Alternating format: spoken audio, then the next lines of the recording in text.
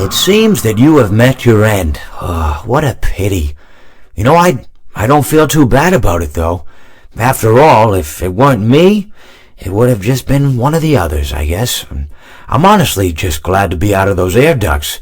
You know, it's not easy for a hippopotamus to fit up there, and not easy to get down either, and not as young as I used to be, as you can see. I used to be able to do all sorts of things. You're young, you're vibrant, you have that sort of pep in your step. It reminds me of a conversation I was having with one of my good friends, Orville. We were having a nice picnic one day.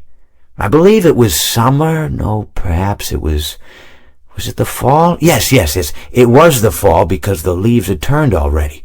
But I said to Orville, I says, Orville, I have a story to tell you. And Orville looked at me, kind of odd and said, what's it about? I said to him, not every story has to be about something, Orville. Sometimes a person just wants to talk. Why does everything have to be a story? I said to him. He just looked at me and he said, well, you said you had a story. And, he was quite right. I did, in fact. I told him I had a story. I suppose if a person just wants to talk, then it's best to not announce that you're telling a story. Telling a story does come with its own pressures and expectations, I suppose. After all, if you're just talking to a friend, then there's no more expectations than if you were talking into the wind.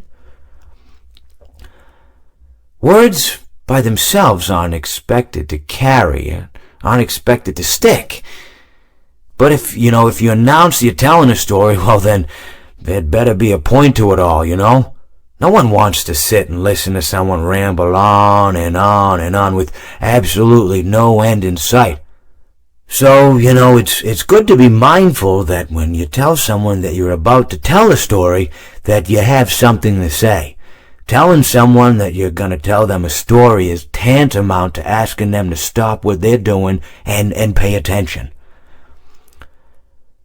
You're basically saying, hey, buddy, stop everything. Stop what you're thinking. I have a solution to everything. And, well, I didn't really have any story to tell.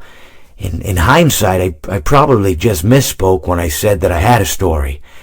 I think it would have just been better to tell Orville that I wanted to tell him something rather than tell him that I had a story.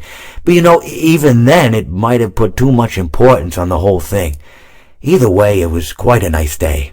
I remember that we were drinking tea.